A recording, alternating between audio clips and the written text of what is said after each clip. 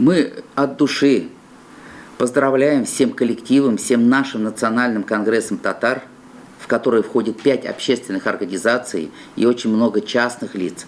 Мы все, конечно, поздравляем Минтимира Шариповича с этой заслуженной наградой. В связи с этим очень много комментариев в соцсетях, поскольку наша семья была параллельно всегда, мы были в курсе семьи Шаймиевых. Шаймиев у меня, значит, и в детстве всегда мы общались, семейные мероприятия у нас были. Вот хотелось бы развеять некоторые слухи. Во-первых, Минтимир Шарипович с отличием закончил школу и с отличием закончил институт. И бытует такое мнение, что все-таки он был сельхозник больше. Это неправильно. Он был чистейший технарь. Еще в молодости, свои 30 лет, по культивации кукурузы он переделал у нас сельхозмашины. Он переделал машины своими, значит, чертежами, руками по обработке свеклы, по, значит, уборке озимых, по посеву. Он занимался, значит, разработкой наклонов плугом занимался, какие ножи должны быть, на какой глубине, как проводится вспашка озимых и так далее. Поэтому он был настоящий знаток техники. И много очень с его подачи было переделано техники. Второе, значит, он был министром мелиорации в районе 10 лет. Также не только он замыкался на мелиорации, это позволило ему знать весь Татарстан, он хорошо знал, он знал глав администрации, он знал, где какие, значит, у нас пашни, где какие земли. Значит, что такое мелиорация? Это же очень важный вопрос, который после того, как он ушел, уже как-то такое внимание, конечно, ему не уделялось. Ну, естественно, он был партийный работник, и все-таки у него было государственное мышление, пророссийский, непророссийский. Татарстан находится в центре России. И тогда в 90-е было очень много непонятных настроений насчет отделиться Татарстан, насчет самостоятельности. Но какая самостоятельность? Какая отделиться? Мы в одном экономическом пространстве. Мы с Россией. Поэтому он очень правильно понимал это. Тогда, значит, был у нас договор, благодаря вот его деятельности, его сподвижникам. Там много тогда появилось новых у нас таких политиков, которые также, конечно, его соратники, это и Индус Тагиров, и Фандасов, Фиулин, Муляков, там много было таких, значит. И все-таки вот его трезвое такое, здравое такое, значит, мудрость его такое вот на ситуацию, получилось, что у нас так это плавно мы перешли, значит, вот эти 90-е, 2000-е годы. Вот это только благодаря, конечно, его. Также и хотелось бы развеять слух, то, что он на работу брал вот то, что там много земляков у него оказалось, или как-то. Многих этих земляков я знаю, они были у нас в семье.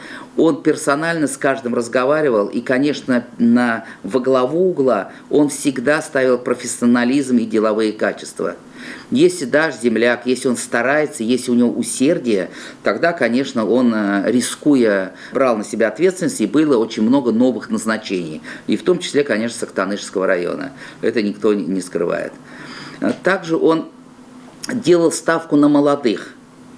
Вот. Это же было тогда, только еще прошло коммунистическое время, и было принято, чтобы кадры были в возрасте, солидные, а он сделал ставку на молодых, очень много глав администрации, он брал на себя ответственность. И у него было вот в людях он очень хорошо разбирался, знал и каждого, и потенциал каждого, и куда кого назначить, у кого какие способности, вот это тоже надо ему, конечно, отдать должное.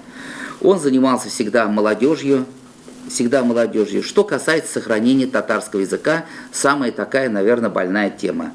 Он прекрасно разговаривал на татарском. Где бы я его не видел, если, например, в компании, глава администрации, руководства, если люди говорили по-татарски, он со всеми говорил по-татарски. И, наверное, еще в 80-е годы, в 90-е немножечко это было у нас. У нас было принято, что татарские имена сложные мы упрощали и называли друг друга там, меняли имена и обращались друг к другу русскими именами. Если, например, Тавкат – это Анатолий, или там, например, Нигамулла – это был Коля, там, например, Раушан, это был Рома, вот это вот у нас было. И я никогда не помню, чтобы Ментимир Шарипыча называли как-то по-другому. Этого никогда не было. Вот, всегда его по имени-отчеству, всегда было к нему уважение, признание за его профессионализм, за его заслуги, за его мудрость.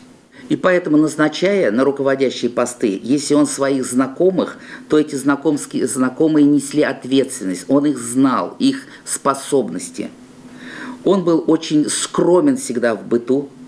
Я не помню, вот я смотрел совещание по телевизору как-то, чтобы он повышал голос, приходил на крик какой-то, да, чтобы он кого-то оскорблял или как-то. Он был настолько даже такой негромким разговором, но он вот эти 20 лет всегда пользовался, конечно, уважением и признанием. Все его признали, слушались, у нас была хорошая дисциплина, он умудрялся внимание уделять и силовым структурам, и, значит, и промышленности. Вот именно так же при нем за эти 20 лет у нас промышленность, экономические показатели республики, конечно же, были на высоте. Что касается отношений с Москвой, он никогда под диктовку Москвы не работал. Он всегда находил компромиссы и всегда четко отстаивал интересы республики, интересы татарского народа. Поэтому мы очень сегодня рады, его поздравляем. Значит, мы отправили ему поздравительную телеграмму. Вот у нас осенью назначен концерт нашего активиста из Национального конгресса Бедраса Киркорова. Значит, у нас назначены концерты на октябрь, на начало ноября. И мы уже написали письмо, хотим обязательно, чтобы Бедрас, наш активист, встретился с Ментимиром Шарипычем, и вспомнили они те старые прошлые года, потому что у них очень много общих знакомых, они одного поколения, послевоенного поколения. Поэтому вот это у нас встреча в программе. Так что вот до новых встреч, поздравляем и желаем, чтобы это была награда, надеемся, не последняя, еще его наше государство оценит и еще наградят. Но народная награда, народная любовь, уважение – это, конечно, достойно и выше всяческих наград.